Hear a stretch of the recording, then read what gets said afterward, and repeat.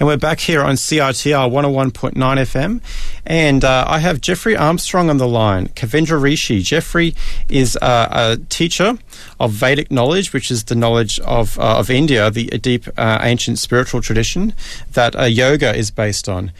He is a world expert on the spirituality and culture of India. He has written award-winning books of not only spiritual teachings and commentary, but also poetry. He regularly speaks at events both here in Vancouver and all around the world at universities and gatherings of yogis and yoga philosophers. So he is going to be a key feature of Kirtan Vancouver here on the 18th of August. Kirtan Vancouver is an outdoor festival. It'll be starting at 3 p.m. and 9 p.m.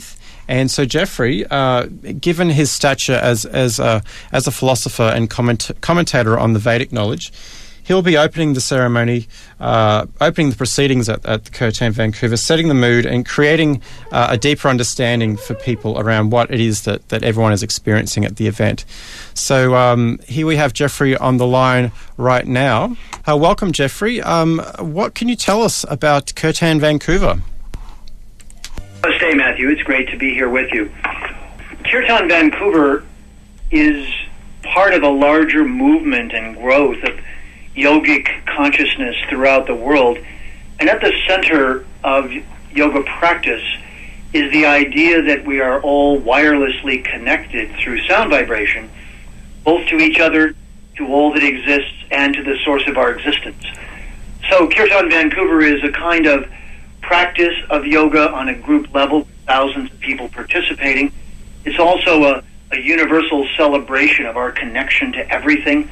And of course it has that joyful component where we actually find the bliss that we're capable of in a way that's safe and friendly and good for everyone. And of course it has its origins deep in antiquity in India. And can you explain a little bit about the roots of the Kirtan tradition? Sure, Matthew. And you know, in Australia, where you come from, we can tell by your voice, and in many other indigenous cultures, they really understood that they even thought that we were sung into existence, that the divines sung us into existence, that we are in the midst of a song. Modern science now sees everything as vibration, and that matter is both energy and in its density is a kind of vibration. So this was quite an ancient understanding and very technical, actually, to understand that with our bodies we can change their state by vibration, by singing, faster than any other way. And there's great healing potential there as well, because of the vibratory effect. Absolutely, and because it's also free and universal. There's never a shortage. It's not something you have to go to a doctor for or pay for. In fact, in ancient times in India, they would create they were almost like our coliseums or place where we have sporting events. They were countrysides where there was a hill or several hills, and down below, anyone who was sick, not feeling well, depressed, injured, damaged, would be put into lower space, and then 100 or 200,000 people would sing for 2 or 3 days, and they would feed each other and take care of each other. But then most of what they did was to make these marvelous concerts at sound vibration. They'd have musicians, and the hillside would be set up to reverberate the sound, and so the sacred sound vibrations were used for healing purpose. So anyone who comes to Kirtan Vancouver can get the benefit of this group healing by the amplification that happens by so many people chanting together in a beautiful way. And it seems so new and fresh in our culture, but at the same time, this knowledge, I mean, people have been doing kirtans in North America for at least since the 60s. It's just that I guess there's more momentum now, would you say, at this point in history, there's something happening? Of course, and you can also see that within, say, for example, within Judaism, the cantor, which sounds a little bit like kirtan almost, so words sound similar. But the cantor was a very important part of the Judaic culture, singing the various ancient messages. And certainly in Christianity we can see where choirs and hymns sung to affirm the positive feelings that people were having for the divine. So this is certainly our universal component, that like creatures of the wild, we sing and make noises when we're happy. So it's not only scientifically the case, but it's actually our nature to be joyful and to then open our throat and make sounds. But in yoga, it's also a technology that whatever you think about, you speak, and whatever you speak about, you do, and whatever you do becomes your life. So in a way, we, as the ancient cultures and original cultures thought, the aboriginal ones, the ones with the origin, and we sing our reality into existence. We affirm it with our voice. That's right, yeah. And this seems like from what I've observed and participated myself, it's such a participatory movement. As a musician too, like it's not about technical mastery of something, say a guitar. There's a lot of forgiveness for not being perfect in a kirtan, because in a kirtan everyone's supposed to participate, and it also has a marvelous side effect. Many great ancient cultures knew this, that when we all get together, share food, share time together, care for each other, cooperate to make it possible, then spend time together and say similar things and join in and blend our voices, we overcome those feelings of distance for each other that naturally develop when we compete and try for the same properties or things in life. So there's a kind of animosity that develops amongst humans by just competing with each other. And kirtans and events where we get together and sing together in a single voice and express beautiful sentiments of love and cooperation are very healing socially, just as they are individually. Of course, and what perfect timing, summer weather in Vancouver. So we are talking with Jeffrey Armstrong here about Kirtan Vancouver, which is coming up on the 18th of August. We'll be right back to continue our chat. I'm Amy Goodman, host of Democracy Now!, daily grassroots, global, unembedded, international, independent news hour. And this is CiTR 101.9 FM.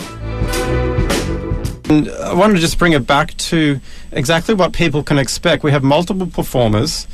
You'll be there all day as speaking and introducing, providing context. And so we have Karnam Rita Darcy, looks like an extraordinary singer who's performing. Yes, of all the talents that are present there, some, of course, every one of them are wonderful and regularly perform. Karnam Rita represents several things that are very beautiful and interesting for us. One is she's got a female voice. She's female, so she represents the female voice coming out at a time in history, because the female is notoriously soothing and healing and wants to be like our mother or our sister or our partner, bringing the best out in us.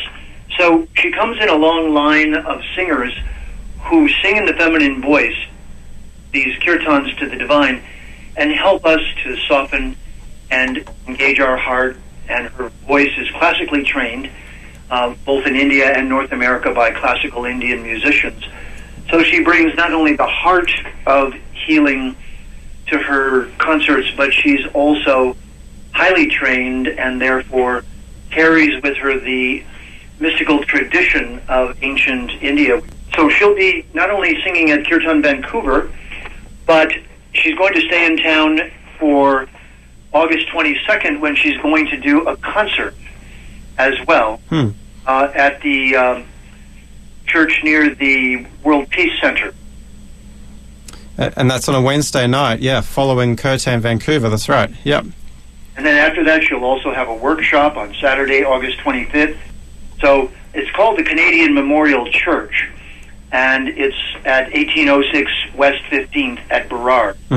And that'll be 7 to 10 on Wednesday night. Right. She'll not only be performing at Kirtan Vancouver, but also having a concert along with Pete McCormick, who's also playing at Kirtan Vancouver. That will be on the following Wednesday after Kirtan Vancouver.